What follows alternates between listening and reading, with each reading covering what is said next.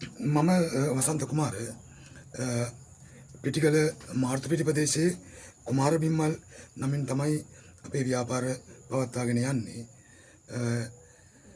ඇතරම මම පාසල් ගමනින් පස්සේ කොළඹ පිටකොටු ප්‍රදේශයේ රැකියා කීපයක් කරා. ඊට පස්සේ බියගම ආයෝජන ප්‍රවර්ධන කලාපයේ කර්මාන්ත ශාලාවක මම වැඩියම වුණා. එතෙන්දී තමයි මට බිම්මල් වගාව සම්බන්ධව මගේ පාසල් කාලයේ තිබුණු උනන්දුව නැවත ඉස්මතු වෙන්නේ. ඒකට හේතු වෙන්නේ මට මගේ ආයතනයේ කෙනෙක් මිතුරෙක් හම්බුණා. එතුමා බිම්මල් වගාවේ නිරත වෙලා හිටියා ඒ අවස්ථාව වෙනකොට. එතකොට එතුමාගෙන් මම විස්තර දැනගෙන පසුව අපි ඒ රැකියා කරන අතරතුර එතුමත් සමගම අපි බිම්මල් ව්‍යාපාරයක් පටන් ගත්තා ගම්පහ දෙකටන ප්‍රදේශයේ. එතනදි තමයි අපේ බිම්මල් ව්‍යාපාරයට අත්පොත් ලැබීම සිද්ධ වෙන්නේ. ඊට පස්සේ මම නැවත ගමට එනවා පුද්ගලික කාරණාවක් හේතුවෙන්. ඒ ආවට පස්සේ මම නැවත රැකියාවට යන්න අදහස් කරන්නේ නැහැ. මට ලැබුණු ව්‍යාපාර ආభాෂයත් එක්ක මම කල්පනා කරනවා ගමේම ඒ නිෂ්පාදනය බිම්මල් නිෂ්පාදනය ආරම්භ කළා ඒක පවත්වාගෙන යන්න ඕන කියලා. මොකද ඒකට හේතු වුණේ විශේෂයෙන්ම මම පාසල් යන කාලේ ඉඳලම මට අදහසක් තිබුණා බිම්මල් සම්බන්ධව. ඊට පස්සේ මම ගමට ඇවිල්ලා බිම්මල් ව්‍යාපාරයක් ආරම්භ කරන්න කටයුතු සැලසුම් කරනවා.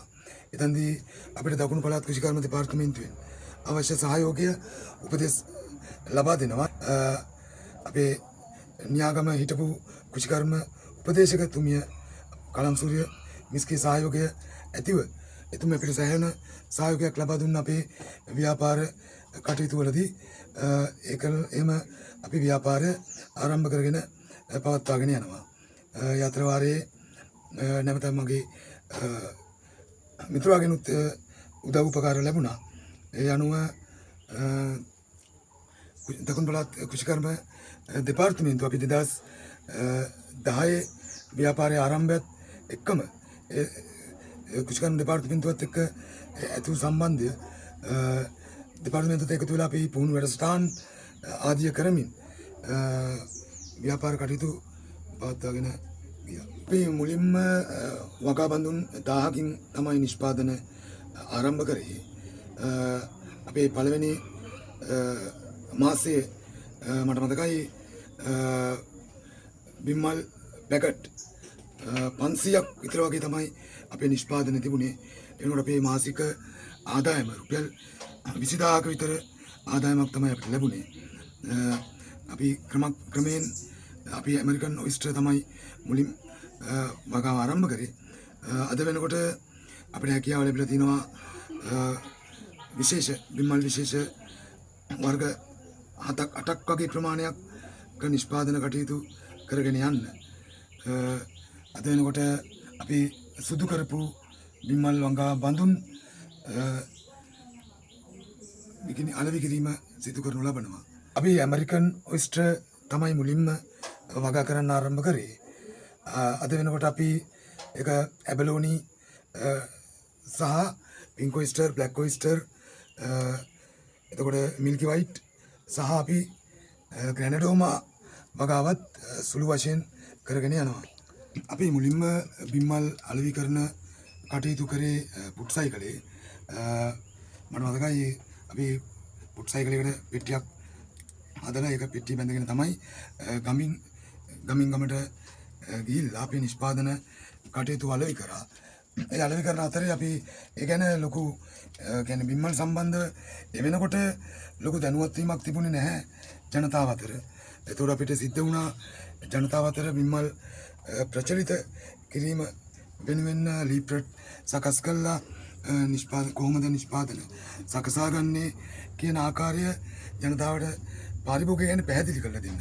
ඒ සඳහා අපි ලීප්ලට් හදලා අපි වගා බඳුන් වලින් නෙන්න නිෂ්පාදන අපි පැකට් කළා.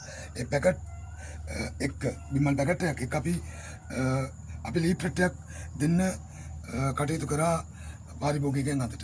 ඉතින් අපිට දකුණු පළාත් කෘෂිකර්ම දෙපාර්තමේන්තුවෙන් ලැබුණු සහයෝගයත් එක්ක අපිට හැකියාව ලැබුණා අපේ සංගමය හරහා විශාල පිරිසකට තමන්ගේ ජීවන තත්ත්වය ඉහළ නංවා ගැනීම සඳහා බිම්මල් ආශ්‍රිත අගයකතු කරන නිෂ්පාදන ආරම්භ කරන්න අවශ්‍ය කරන දැනුම ලබා දෙන්න බිම්මල් වගා ආරම්භ කරගෙන පවත්වාගෙන යාම සඳහා දැනුම ලබා දෙන වගේම අපිට හැකියාව ලැබුණා කෘෂිකර්ම දෙපාර්තමේන්තුවේ සහයෝගය ඇතුව විශාල කීප දෙනෙකුටම කෘෂිකර්ම දෙපාර්තමේන්තුවෙන් ලැබෙන මුදල් ප්‍රතිපාදන ලබා දීලා ඒ අයගේ ව්‍යාපාර සංවර්ධනය කරගෙන ඒ අයගේ ජීවන තත්ත්වය උසස් මට්ටමට ගෙනීමට අපේ සංගමය හරහා අපිට දායකත්වය ලබා දෙන්න පුළුවන් වුණා.